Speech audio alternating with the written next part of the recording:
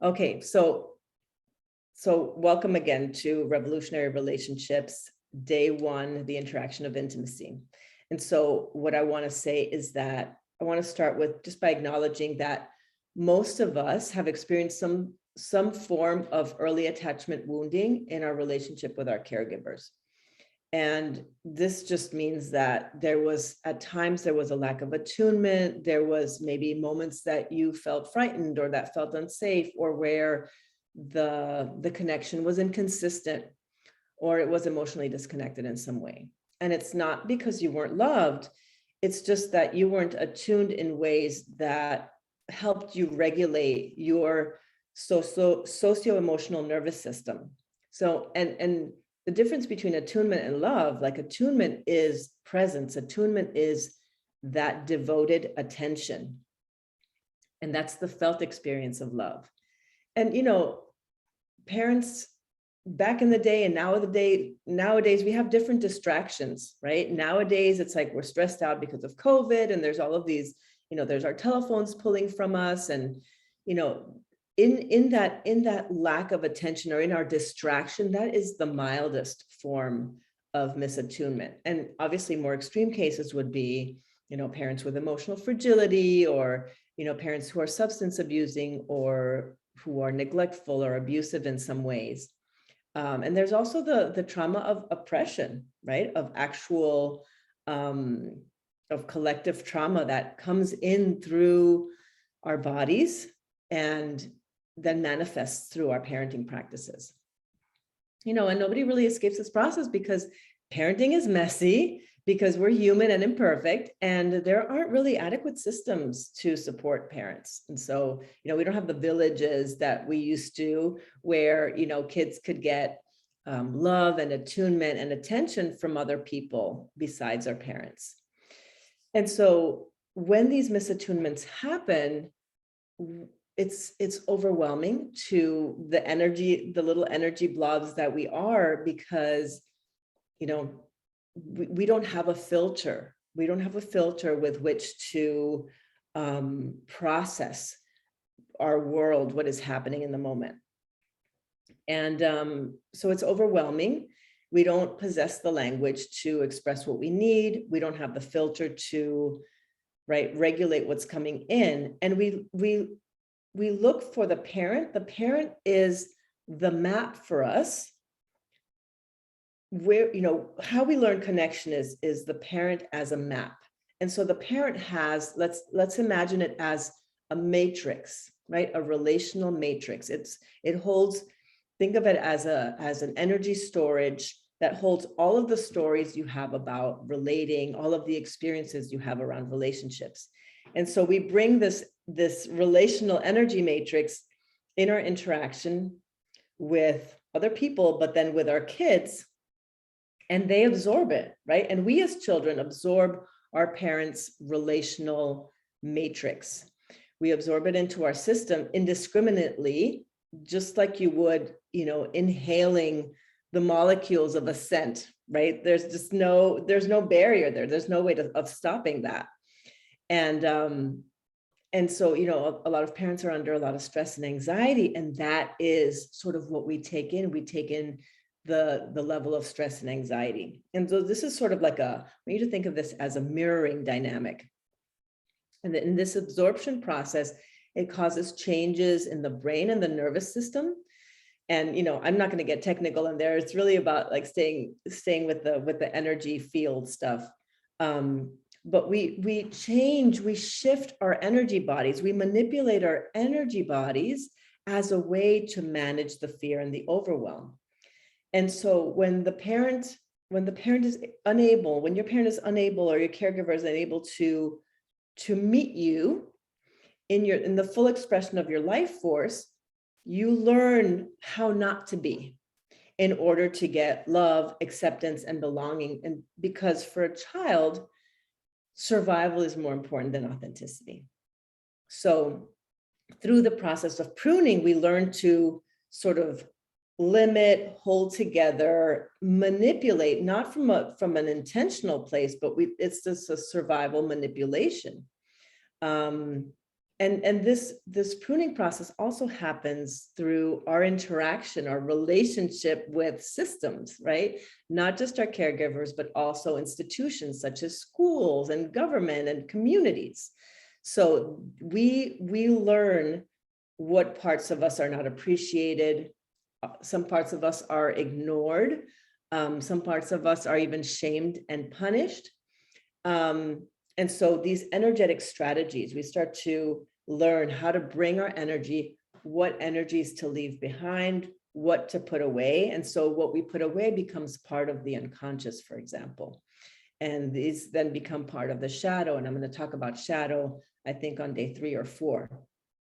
So, you know, one of the energetic strategies is to hold together, right? And this, I'll go into the energetic strategies specifically tomorrow, but I just want to acknowledge them now, like ways that we manage our energy. One of them is holding energy together, right? Sort of narrowing and restricting because we feel like we are fragmented, and so we hold the fragments together. The other strategy is holding it back, right? When we hold back our heart, when we hold back our sexuality, because we're afraid of rejection, for example, or we hold it up, right? Because it's sort of from a place of performance. And sometimes we hold it down, right? When we need to really, like, when we're in our resistance, we hold it down. And all of these ways that we manipulate our energy for survival helps you cope with the fear and the pain of disconnection and loss. And again, we'll get more into these details tomorrow. So when these energetic strategies work, we repeat them, right? And over time, they become habit and patterns. So we've not only absorbed the relational template of our parents, we're also like manipulating and shifting our own energies to manage the fear and the overwhelm when our system doesn't get the intimacy and connection that we need. And then, and this is the part that I really want you to understand, these ways of being, these energetic strategies feel like who we are. It feels like who you are because they're habitual, because they're, you know, they're so conditioned. You've been doing it since day 1. And it's actually a traumatized way of being in relationships, because the ego and the nervous system, they work in tandem to create stories about what's safe and what's not safe. For example, I remember being in my training, and I was instructed to hold hands with someone, and we were lying on the floor. We were sort of lying on our sides, and we were holding hands. And I remember looking into my partner's eyes and feeling incredibly frightened, because I felt my heart and I also felt my sexuality. They were connected. And I got really scared because the thought that came to mind was, is it okay for me to love this way? Is it okay for me to love this person who was my roommate, who was like my best friend at the time? I didn't know if it was okay, if I would be breaking the rules to love her in this way. And so, you know, I just want to name that or share that example as, you know, my system was reading intimacy and connection as a threat in that moment. There was some way that in my body, there was the story that if I loved with my heart and my sex, that it was a threat to my system. And we limit the capacity for intimacy and connection because our nervous system, like, because we grow up in these like templates of disconnection, true intimacy, like the depth of intimacy we're actually capable of, is a threat to most nervous systems. It really is. And so we sort of operate like in most relationships, we're operating at like 50% or 60% of what we're actually capable of in terms of intimacy and connection. And obviously, because we're talking about intimacy, it begins with you, right? That luscious, relationship you have with yourself, with all of your parts, with all of your pieces. You know, when our nervous systems confront or interact with what's unfamiliar, what's new, it reacts by pushing back immediately, right? It reacts by pushing back. It becomes afraid. It's new information. And until we learn to read it as safe, we're not going to settle into it. Excuse me. To get a drink of water. So in a way, I think of this as developing scar tissue around a wound, right? And so the scar tissue is the protection. And so we walk around with this scar tissue, with this protection in all of our relationships, especially our romantic ones, because at the soul level, we're really seeking to heal these intimacy wounds. And, you know, of course, this is wonderful because, you know, there's a natural desire to heal ourselves, but then we also reach outside of ourselves to do that. And we do heal in relationship because we are wounded in relationship, but we're often not able to create relationships that heal, which is what I call like revolutionary relationships, relationships that at the foundation provide or create the conditions for the highest evolution of the people who are in the relationships. And we're often not aware of these really subtle energetic pieces because they're so baked in, because they formed at a time that was pre-verbal. And yeah, we don't really understand how they're playing a part in the dynamic.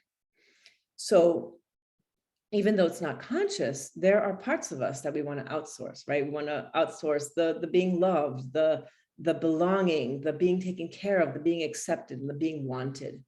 And when we're not aware of these templates, we end up recreating and reenacting the wounds because the scripts written into our bodies and into our energetic systems are so compelling. They're so compelling. And the reason why they're compelling is because the nervous system works in tandem with the ego, right? So what I mean when I say that is like, you know, I'll have an interaction with a partner, let's say, for example, and I'll feel that partner. And, you know, we are energy people. We speak the language of energy. We don't often acknowledge it. Like our culture doesn't really acknowledge it. We're getting there more, but we can feel someone moving away from us. We can feel when somebody pulls away. And, you know, sometimes we respond by pursuing, right? We have the pursuer and the pursuee, or the person running away. But so we feel that person pull back, and all of a sudden our system notices that, right? We all of a sudden we feel the loss of this, or the withdrawal of this person's energy. And sometimes we respond by moving towards that energy, but sometimes we respond by pulling away. Oh, you're going to pull away, then I'm going to pull away, right? Because that's safer, right? Because, you know, in that is that fear of abandonment. That is like, this person pulls away. I don't want to feel abandoned. So I either go towards them or I pull away so that I am in control of what's happening here, so that I don't feel abandoned. I'm actually leaving also, right? So, and this happens in the subtlest ways. This is, you know, there are these, our nervous system is tracking at all times, is what I want to say. Our nervous system is tracking these subtleties at all times. And trust me, I can track them in myself. I am like, part of my meditation is always checking where these strategies are, where they're operating at any given moment. So, and these strategies will show up everywhere because everything is relational. They show up everywhere in your relationship, for example, to God or spirit or universe. They'll show up in your relationship with money. They'll show up in your work partnerships. They'll show up with your clients. And yeah, so it's really profound. So let's say there's a fear of rejection.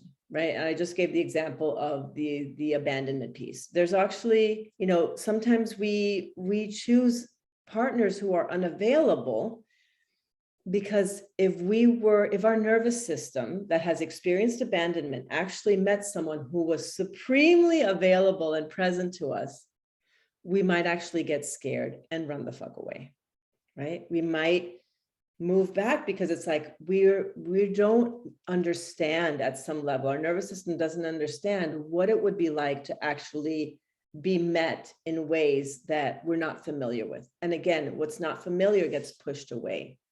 It gets rejected. It reads as fear. And so we move away from it. So we unconsciously, we reenact experiences of rejection because even though it hurts, it feels safer than actually being met.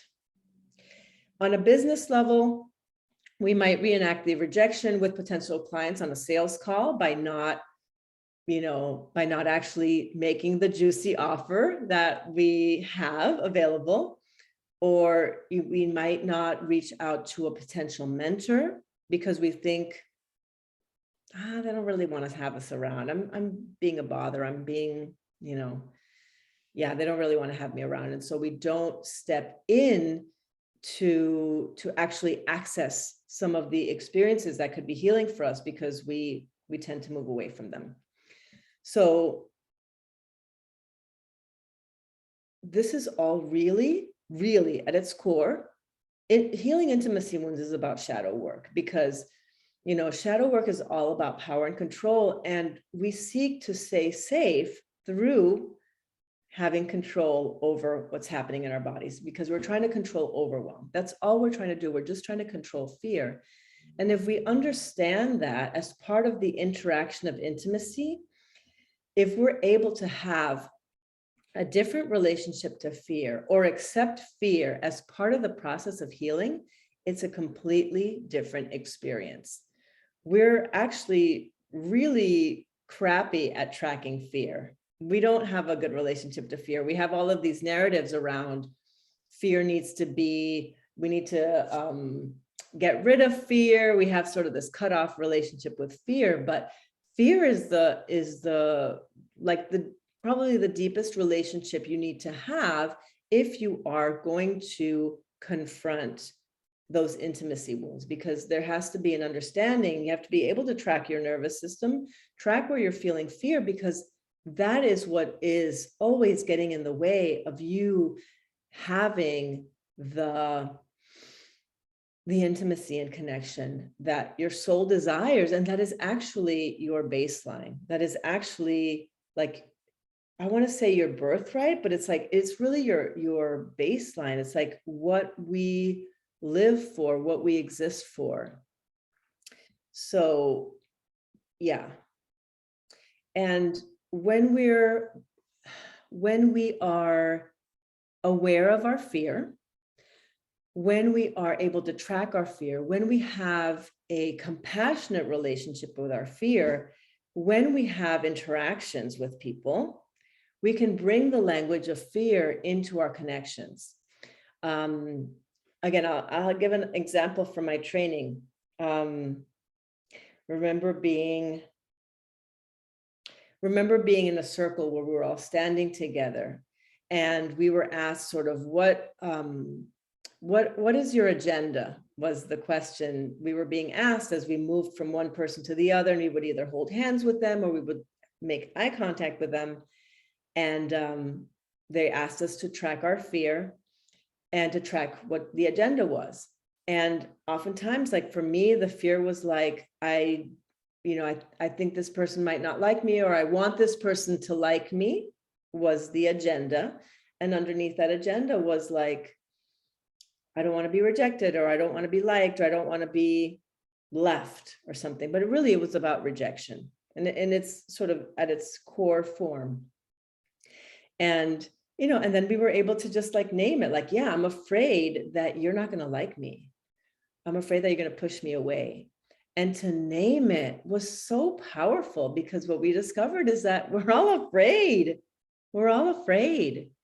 We're all afraid of being rejected. We're all afraid of being abandoned. And if we are able to name that, in our interactions and bring that into our everyday relationships, regardless if it's with friends or, lovers, etc., platonic, whatever you have in your life.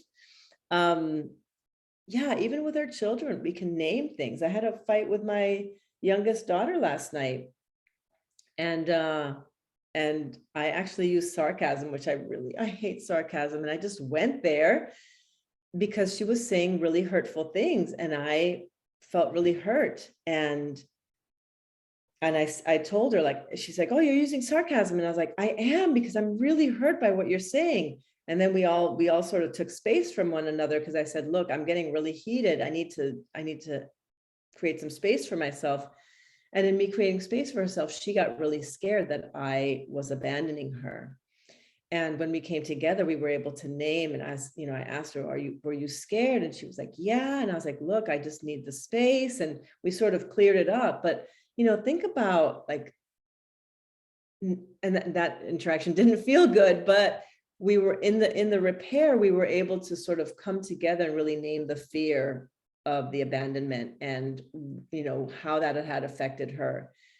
And a lot of us don't have those repair experiences with our parents, just because that's not the type of parenting most of us experienced. Wasn't the norm at the time. But what I'm really wanting to drill into today is that the process of, like, the interaction of intimacy and being with the subtle energetics, this is like really, really subtle work of tracking your energy, tracking your nervous system, which we'll talk about tomorrow. I think tomorrow is Nervous System Ninja. But it really gets into tracking how the energy is moving in your body. How the energy is moving in your body. I know that I have been someone who's been typically sort of ungrounded, and my energy tends to sort of go up from not occupy very much in the legs, or go up from the pelvis and into my chest and head, where I'm sort of in my paranoia or my strategy, or like trying to see if I'm safe, right? Like a lot of energy going through the eyes. And, so when I feel scared, the way that I am in relationship with my energy is to breathe it down into my hips, to breathe it down into my legs, into my feet, to feel the safety of the connection to the ground. When I've been at parties, for example, where I feel social anxiety, I am bending my knees, I'm finding my feet on the ground, and I'm breathing my energy down, because my energy tends to go way up into my shoulders, chest, and head.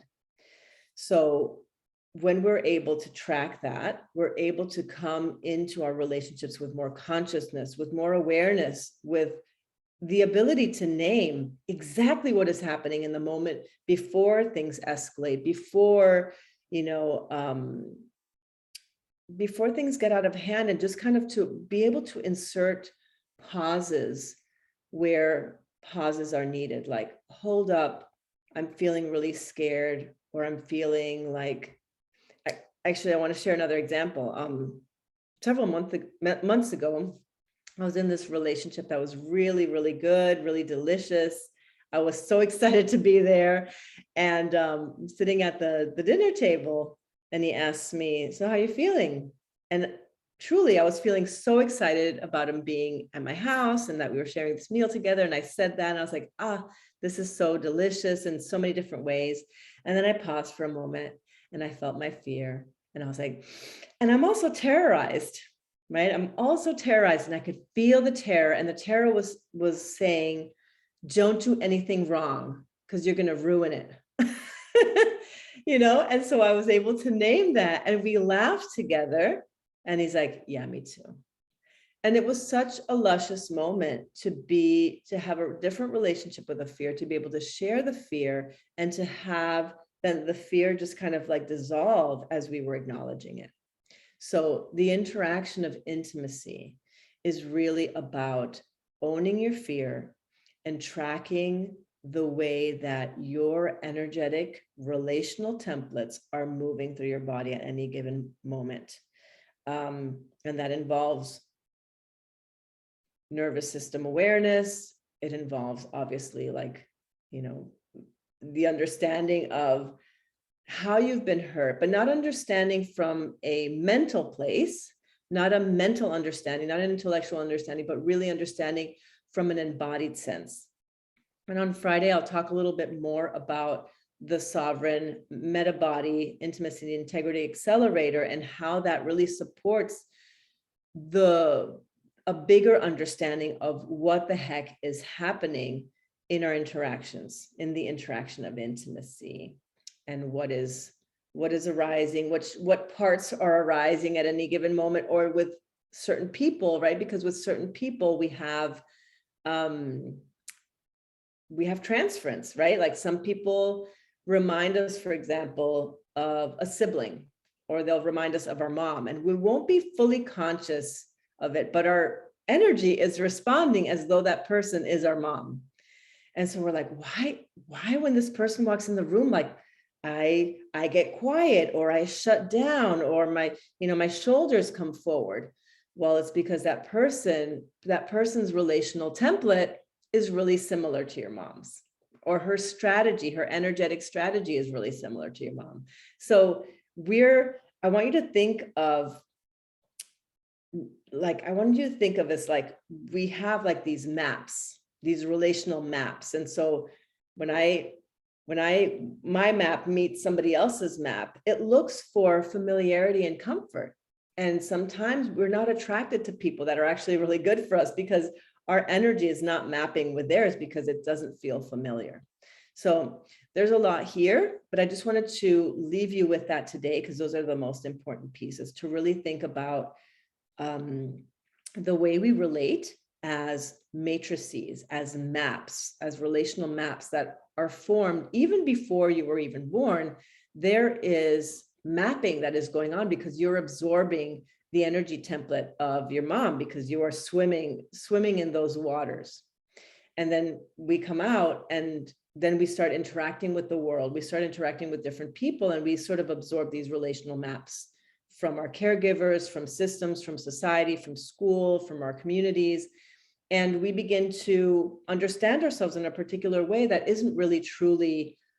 doesn't truly reflect our capacity for intimacy and connection. And so my desire, my deep desire, is to support you in going into deeper layers of intimacy, is to expand your capacity for intimacy and connection so that you can create that in your relationships with whoever you're with. And I'm seeing feedback here. Yes, visual of mapping our energy matrices. Yes, and there's actually like, because I'm able, because I work with this so much, I'm able to see people's matrices, and I'm able to feel them in my own body. So that's kind of, those are sort of my magical powers, is because I've been tracking my own energy. I'm able to track other people's, and with the help of my energy teacher, I learned this as well. And so that really, working together, you'll be learning your map, you'll be aware of your map, and you'll be able to bring your maps into your partnerships. Mwah. Thank you so much for watching. It was such a pleasure, and I will see you tomorrow.